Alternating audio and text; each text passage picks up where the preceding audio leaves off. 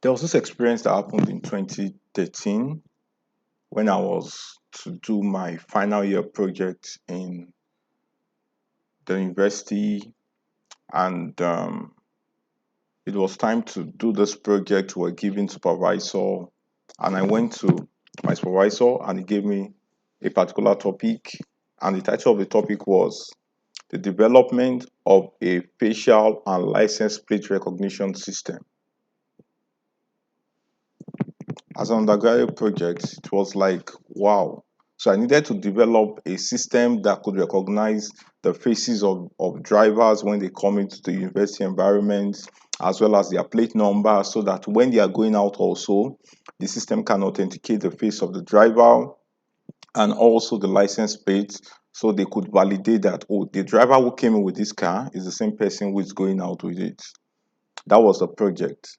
And everything looked like, really? This was appearing too much. It was like, it's difficult, it's tough, it could not just happen. Why would this man just give me this kind of project? Why can't I get something simpler?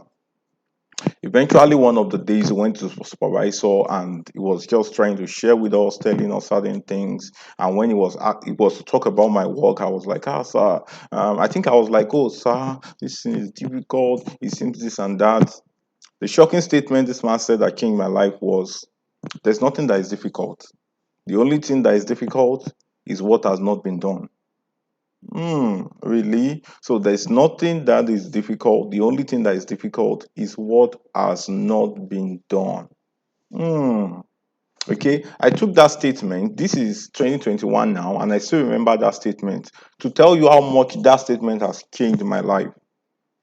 So maybe you are also a final year student, a research student, and your research work feels like, oh, it's difficult. How can I go about it? How can I do it? The funny part is at the end of the day, I actually had an A. I had an A in that project. It was a 6 unit course, and I ended up having an A. Why? Because I took my belief system from it is difficult to how can I get this solved. Even though there were a lot of things that needed to be done, a lot of times when I needed to seek help, when I needed to call on friends to help me out, and eventually it turned out well. I had a presentation, I graduated, and it was an amazing one.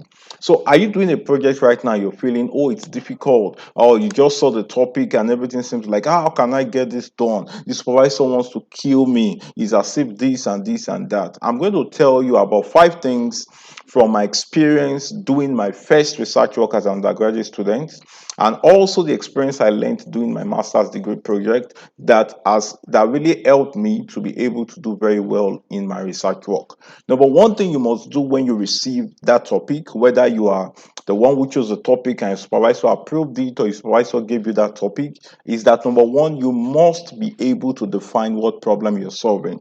The problem at times is when you don't know the problem you are solving, it becomes even difficult to know how to solve it.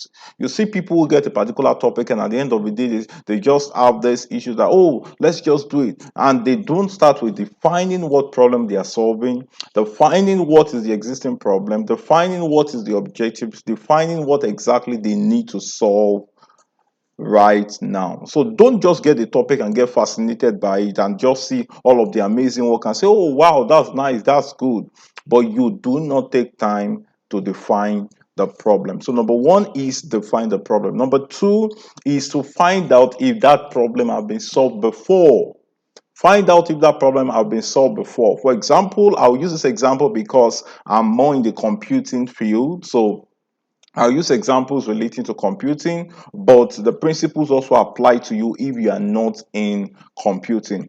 If, for example, you are given a project title called development of a fuzzy expert system to diagnose heart diseases. All right, development of a fuzzy expert system to diagnose heart diseases. Now, though, when you get that topic, the problem is you want to diagnose heart diseases. Now, who have done this before?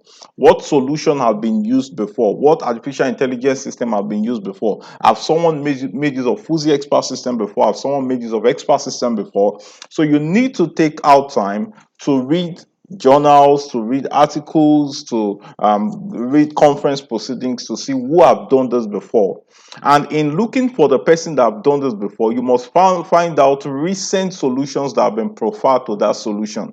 So number one, define the solution and then find out who have solved that problem before. Now, the third thing I learned from that experience is that you then need to find out, is there a tool that have been developed to solve this problem before?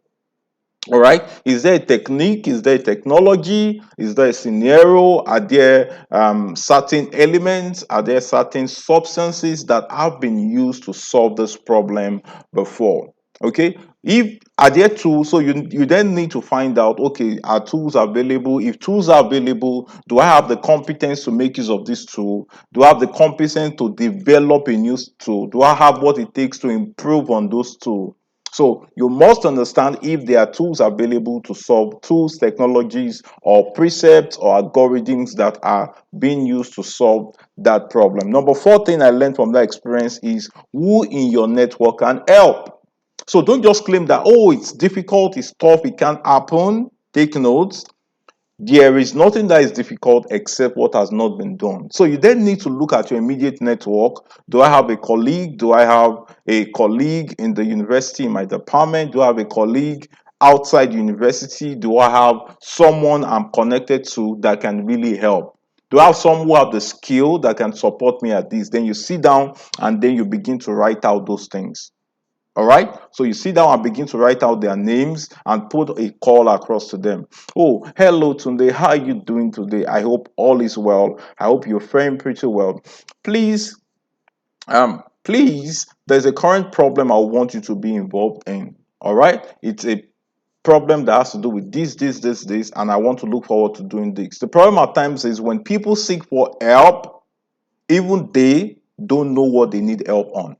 Do you need help in terms of a review? Do you need help in terms of developing a tool? Do you need help in terms of knowing certain substances or elements or certain things that would really help in that research work? So look at anyone in your network that can help. For example, I reached out to I had a junior colleague who I reached out to. I told him about the project, explained what it was to do, and then he started out with helping. That was when I knew how to get the SDK, software development kit, JDK, and then a lot of the things needed. We needed a facial SDK, we needed a license plate SDK, and then I started knowing certain tools that were needed, downloaded them, got them on the laptop, and then work started after that. Okay. Number five is, do you have the skill and the time to get it done?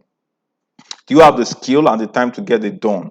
For instance, you know your final year project takes about a session, if not less than that, because a lot of people don't start their project until second semester. So you then begin to find out, do I have the skill? Do I have the time to learn the skill within the time frame that I have? If I don't have the skill and I don't have that time to learn that skill that is needed, then I need someone that has the skill. Okay, you need someone that have the skill. If you have the skill, it means you can just go ahead and get it done. But it starts with defining the problem, knowing who have solved it before, knowing what you have to do, knowing who you have that could help, and then finding out if you have the skill. And then the last thing that you can do that can change your life is to outsource the solution. All right, you can outsource. You can outsource someone who could solve the problem for you. If you feel you don't have the time, then you should have the resource to pay someone who would solve that problem. So those are very important things you need to take note. No matter how you see your project work, it's not really difficult. It appears difficult because you don't know the solution exists or that solution has not been proposed before. So what are the 5 things or 6 things again? Number one, define the problem. Number two, find out who have solved that problem before. Number three, is there a tool that is available to solve that problem? Number four, who do you have in your network that can help write it out? Number five, do you have the skill and the time to solve that problem? And then number six, you can choose to outsource that solution. You can choose to outsource the solution. All right. I hope you got so much value from this video. And if you're in your final year, you are writing a project or you are doing a master's degree or doctoral project, these 6 things would help you to get solution to your research problems. My name is Abiodun Mustapha. You know, every time I'm always willing to bring value to you. Please do well to drop your comment in this video session. Do well to like. Do well to hit the subscribe button and also share this with your friends. Till I come your way again in my next video, keep being phenomenal, keep excelling, and keep solving problems. Bye-bye.